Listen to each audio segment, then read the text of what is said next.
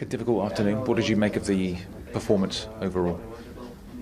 We are, of course, very disappointed by the result. But yeah, it was a game. First half we played quite well, I think, and we created many chances. But then, we had two big setbacks. First half, the goal against, and then we had a difficult period. But then we equalized just before halftime, and then it was disallowed, and it was difficult to deal with that.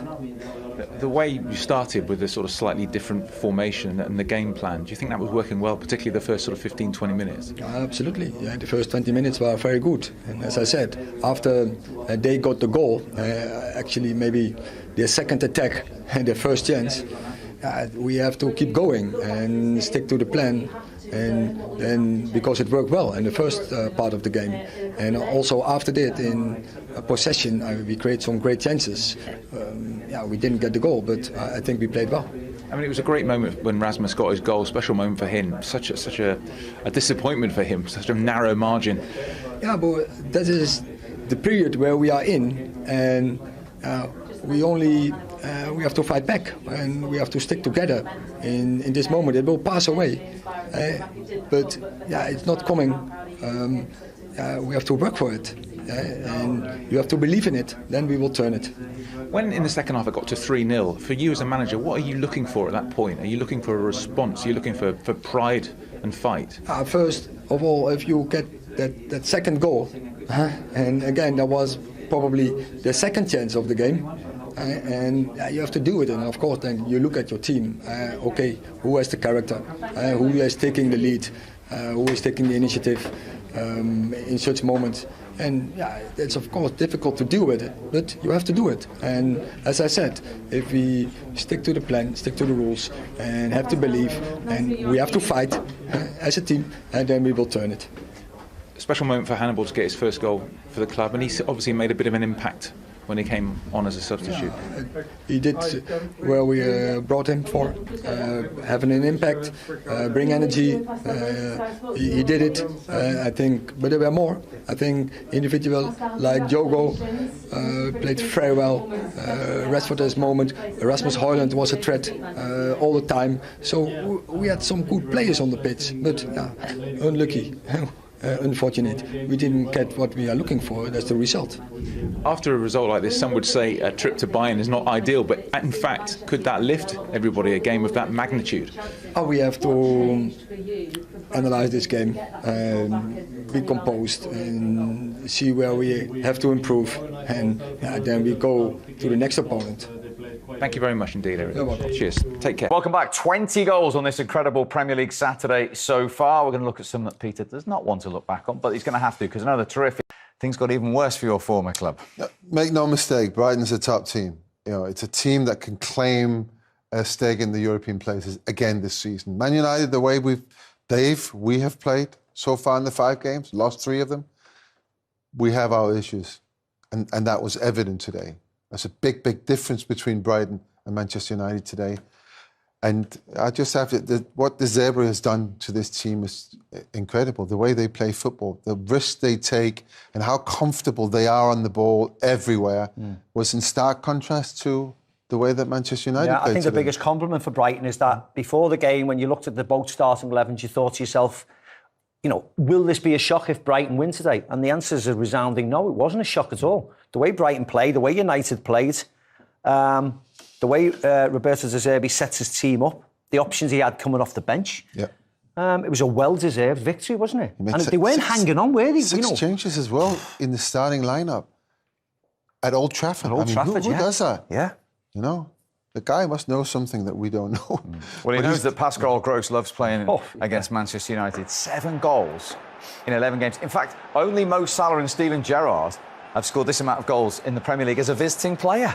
Yeah, but, and it's brilliant the way they take advantage of all the mistakes that the Manchester United players are making.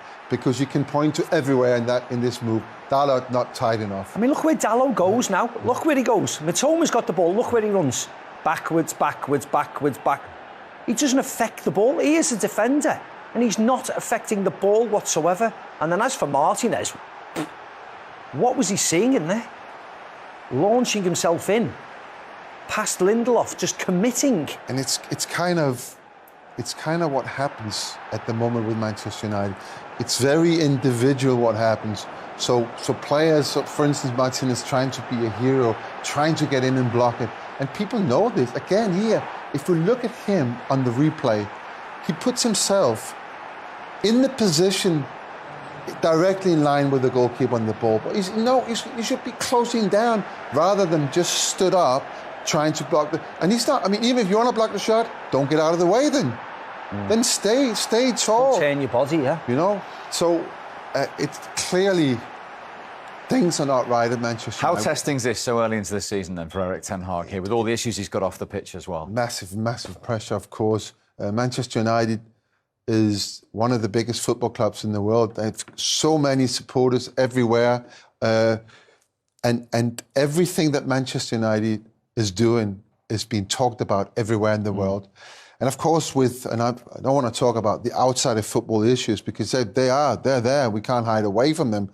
But they're not relevant today after this game because the issues on the pitch, you know, they're strong and big enough for them to be the issues right now. And don't forget, we're only a couple of days away from the first Champions League game in a couple of years, and it's away to Bayern Munich. And if the team plays like that, you know... And just to put it into context, Manchester United have lost 3 of their first 5 games for the first time in the Premier League era. Welcome back. So Manchester United trailing at half-time at Old Trafford with their 31 Premier League games unbeaten by a 1-0 to Brighton. What is happening to your old club in that first half? Really good start to the game. The first 10 minutes, there's a lot of energy in there. There's a lot of willingness to run. There's a lot of willingness to be in position to get the ball. And then all of a sudden, nothing. You know, they've just very slowly, they've gone back into what we've seen so far this season, where too many passes, too many slow passes, not enough running, not enough taking chances, gambling, getting into the box, and absolutely no pressure on the ball. So slowly Brighton got into the game. And we said this before the game, Brighton is a fantastic team. And they have, in the 35 minutes since the beginning, they've shown that. One effort on target. They won't worry about that because it's in the back of the net. Yeah, and it was a lovely goal. And what you always find is when you play the better teams, and I include Manchester United particularly, when they're at home, they like to play expansive football, so it enables the opposition, if you're good enough, to play. And here we've got highlighted Danny Welbeck, involved 3 times in the goal, and nobody's within a couple of yards on either side. One touch out, another touch into the box, free as a bird. So absolutely brilliant play, lovely jump over the ball, leave by Adam Lallana there. But look at the space the centre-forward's in. And the fact that he starts the game really well, he's involved in the goal, must be so frustrating for this gentleman next to me and for the Manchester United fans, because that is far too easy. Nobody running back, nobody picking up. When you watch it again and again, and you kind of don't look at any individuals, but you look at the red shirts, how quickly they move back, and they're not. Some of them are just stopping. You know, Casemiro stopped running, Eriksen stopped running, and then when you see the chances appear or the opportunities appear at the other end, all you see are those red and white striped shirts, you know, eager to get back. And it's such a big difference. And there is, I mean, it's a fair result. It could have been 1-1. It could have been. It's a fine margins. You thought your man from Denmark had got his debut goal. I was quite happy for him. And I was eagering this to be in. And even in the slow motion, I could see straight away in the replays that it's out. But this is the first time that Marcus Rashford is actually crossing the ball to Rasmus Højlund. It's the first. He's had 2 other opportunities before this, and he's taken it inside and had a shot, 2 shots that were blocked. It just shows you this is Højlund. This is what he can do. But here we can see very clearly that the ball is just out. And I was really honestly eagering it to be in. It's half an inch or a centimetre or whatever it is. It's not much, but it was out. I mean, his movement was great, wasn't it, for the goal? You can see Højlund going in and out, and then Rashford keeps the ball, and he starts again, goes in and out. He's nearly pulled over by Lewis Dunk, and his strength to receive the ball and put it in the net is excellent. Unfortunately, of course, the ball was just, a millimetre or so out of play. OK, so 1-0 to Brighton at Old Trafford. It is 1-0 to West Ham. Here at Old Trafford in Manchester. I'm Derek Ray, joined here on the commentary box by Lee Dixon, and looking forward to bringing you action from the Premier League coming right up. It is Manchester United facing Brighton and Hove Albion. Yeah, great to be here. How lucky are we, Derek? We get paid for this. Astonishing, really. Looking forward to a fabulous game. I'm sure the fans are too. Should be great.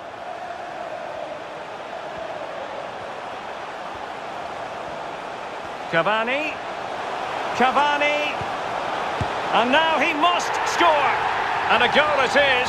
The keeper really not part of the equation.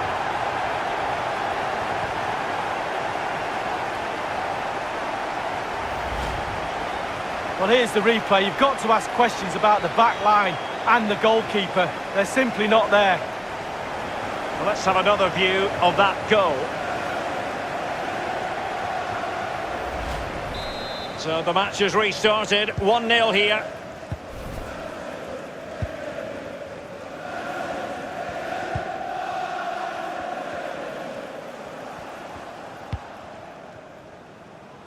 Joel Feldman. Ben White. And he saw the situation developing. Oh, that's a pass of high quality. In it goes! 2 goals in rapid-fire fashion and looking very comfortable here. Well, we can take another look at this. There's nothing much the keeper can do. Close range finish, really good play, and he doesn't miss from there. Slightly different vantage point in terms of the goal that was scored.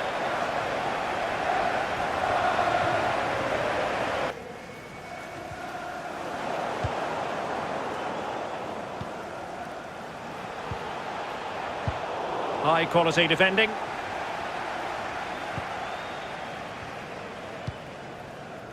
Pascal Gross. Maupay.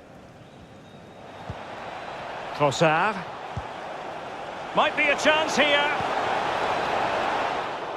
Not the pass he had in mind. Immaculately placed by Cavani. It's got to be. And there it is! 3 goals in front now. An immense performance.